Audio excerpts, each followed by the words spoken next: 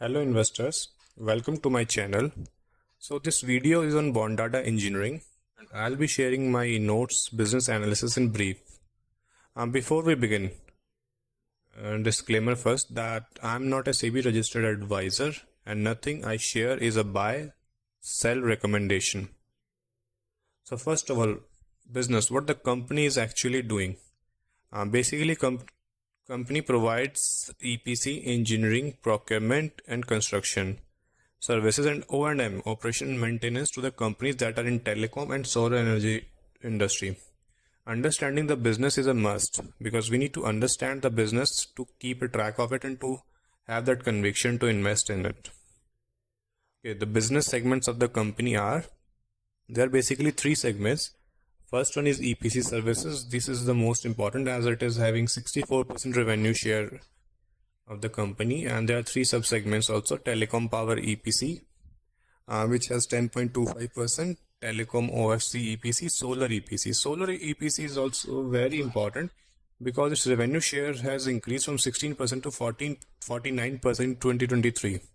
So out of 370 CR revenue, the company is generating 180 CR from solar EPC segment. And then there are two other segments also: O&M services, 14% revenue share, and the third one is manufacturing, 22% revenue share.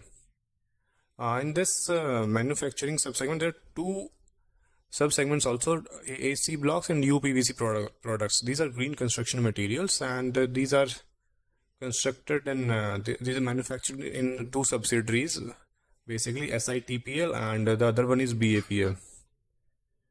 Okay, and coming on to the important financials. So the revenue growth of the company is 11% year on year and 13% if we take 2 years CAGR.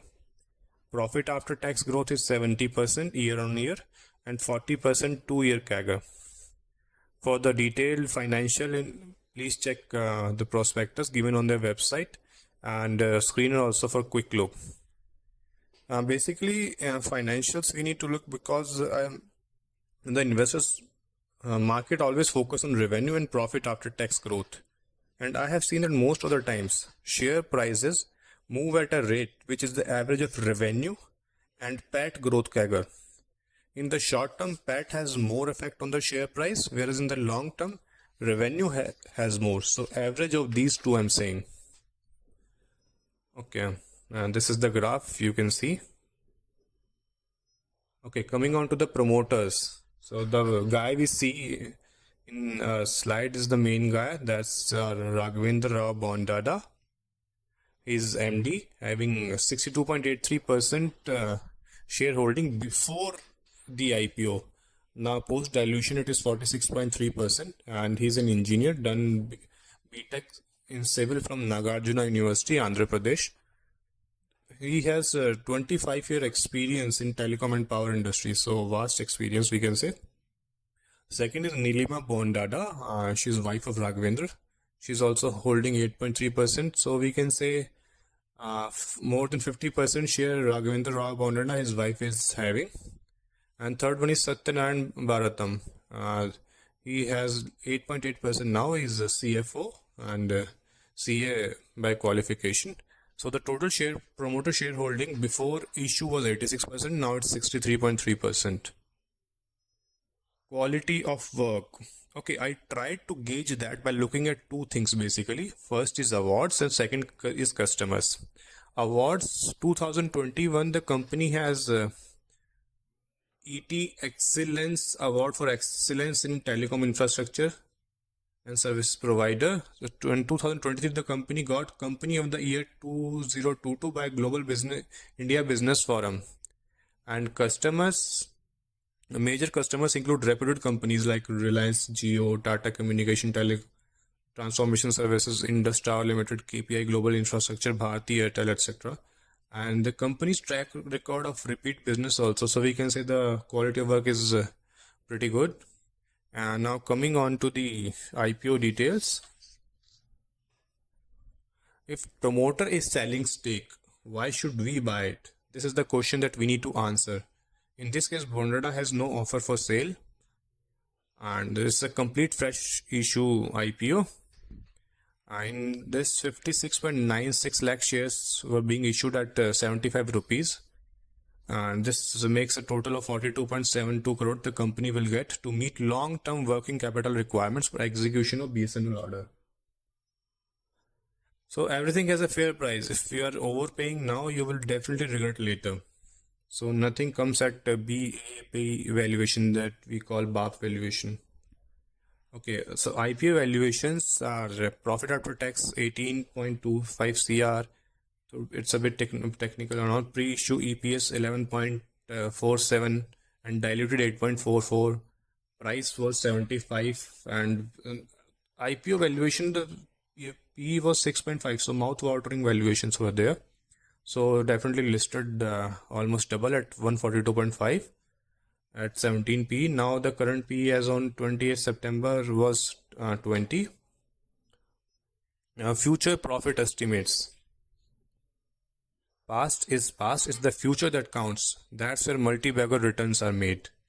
So outstanding order book at, as we can see later also, the telecoms sector 1414 crore and solar energy EPC 105 CR. These are my estimates based on the guidance and prospectus. All figures are divided in bad case scenario and great case scenario. These are 2-year figures. So revenue 1100 CR, bad case, and good case also 1400 CR. Solar EPC 200/400, green construction 50/100. So total revenue will come to around 1350 CR or 1900 CR. So this makes a PAT of 70/130 CR. So if we take 1-year figure, this comes to 35/65 CR. Expected P's if the market assigns a 10/20, market may assign more also and less. I don't think it's likely. Depends on the future prospects of the company. And so the market cap will come at around 350/1300 CRs. That's a big number. Current market cap is 361 CR. So expected CAGR till March 2025 comes to nil/68%. Risks and not so good things. When investing, we need to find things that convince us to not invest, as almost everything else is presented to convince us to invest. We don't have unlimited money, so we need to see where we should invest. There is a high order book from BSNL, and BSNL, as we all know, so payment delay is a big risk, late project execution risk. These are the finance that I didn't like very much. 11-year CAGR in revenue is 48%, but last 3 years revenue growth is just 10 to 15%. And employees' benefit expenses are decreasing continuously by 40%. Okay, so trade receivables increased by 60% last year, 80 CR to 128 CR, which makes 33% of the revenue.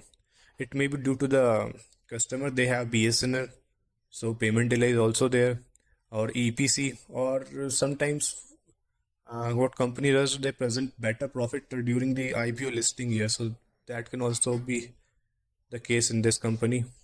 I don't know. And so business important details. Always understand what is going on in the business. It helps in estimates and tracking.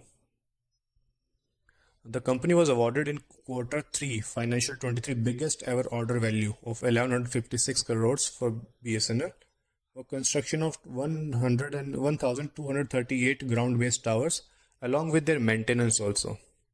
The execution timeline of this project is 18 months and it's funded by USOF, Universal Service Obligation Fund. It's a high margin accretive order. Of these towers at the pan-India level, the foundation has already been laid, the necessary partners have been appointed, and the groundwork has begun. BSNL has the company has got 47.5 CR bank guarantee from BSNL for this. So 3 to 4% PAT business margin will increase going forward. As we discussed about, the contract is margin accretive. Orders for maintaining fibers across Maharashtra is 76,180 km for 160 CR, and the company has already installed 7,700 telecom towers till financial year 23. So they have vast experience in this. Okay, to build your conviction further, the resources to read are, it's your reading that will give you the conviction. Borrowed conviction will never let you sit on a multi-bagger or add more on sentimental correction. We need, and to find out if it's a structural correction, we need to really focus, we need to understand the business very well. Okay, prospectus, you can go through every company in the on their website. They upload their prospectus, and in this case also ICRA credit report I found on Google, just 12th October 2021, and BSNL future, because their customer is BSNL, so you need to read the BSNL future also. I'm providing a link below, and EPC companies in India, like how this industry is performing. I'll provide you the link below for that also. So that's all. Please like, subscribe, and share, as it's a new channel and this is my first video. Find me on Twitter at the rate of Aishvik 361675.